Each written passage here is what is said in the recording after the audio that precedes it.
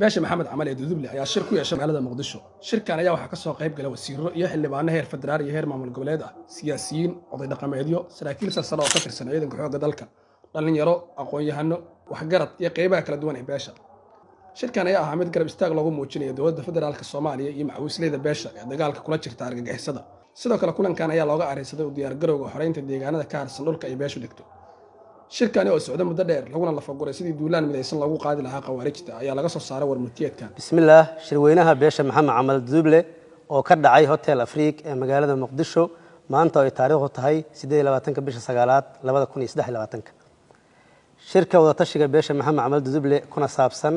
ka tashiga dib u xoreynta deegaanada beesha duuble ay degto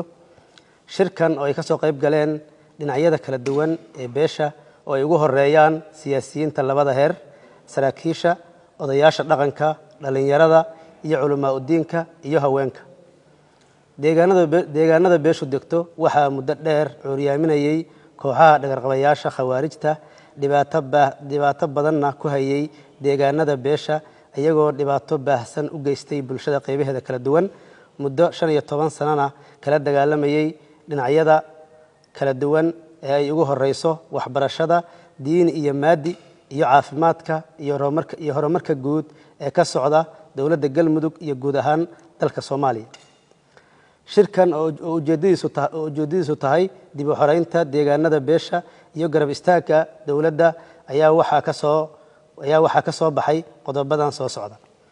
koow in beeshu midayso muruqeeda iyo maalkeeda una diyaar garowdo dib u xoreynta deegaanadeeda labo in dib u xoreynta deegaanada beeshu degto waajib saaran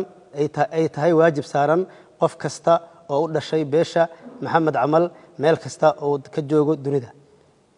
beeshu waxay ku midowday siyaasiyiin dhaqan ganacsato dhalinyaro haweenba iyo qurba joogta inay diyaar u yihiin deegaanadooda inay ka xoreeyaan cadawga ku soo duulay hantida iyo dhiigga ummadda Soomaaliyeed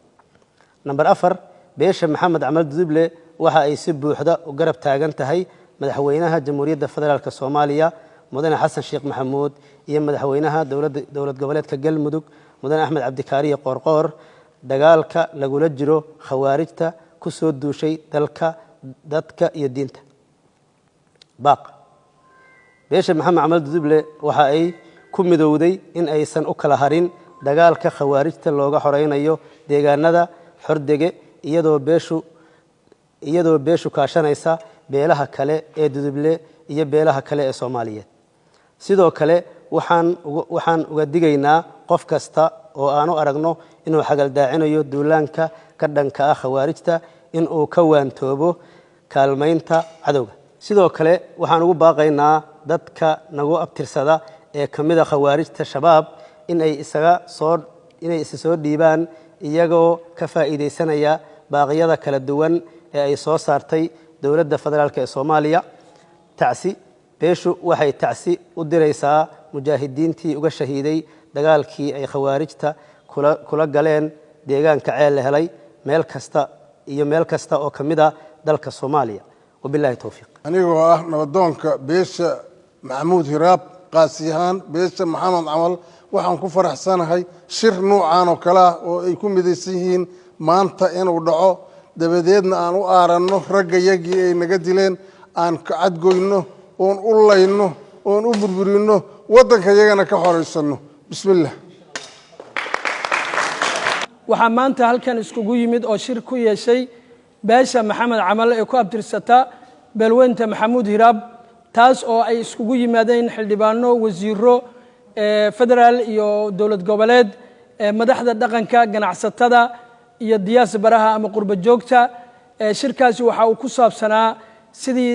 dagaalka maanta lagula jiro shabaab loo xoojin lahaa dhulka beesha maxamuud hiraab ay degan tahana looga sifayn lahaa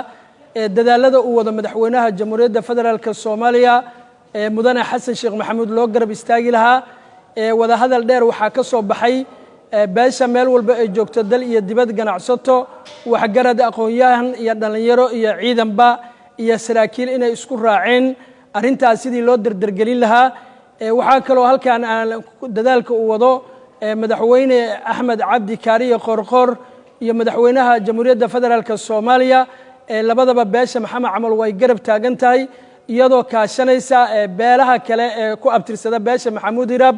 iyo dhammaan beelaha ku jira dagaalka nimanka shabaabka lagula jiro marka waxa weeye arintaasi waa arin loo dhan yahay biidinilaahi kariimna waxaan rajaynaynaa si degdeg ah arintaasi inaan uga muuqano sidaan uga muuqan jirnaba mararka ay dhacaan dagaalada noocan oo kaleeta ah waxaan rajaynaynaa inaan guulo fara badan ka soo hoyno haddii ilaahay idmo waxa weeye annagoo isku duuban dhammaan beesha Maxamed Camal iyo beesha Maxamuud Hiraabba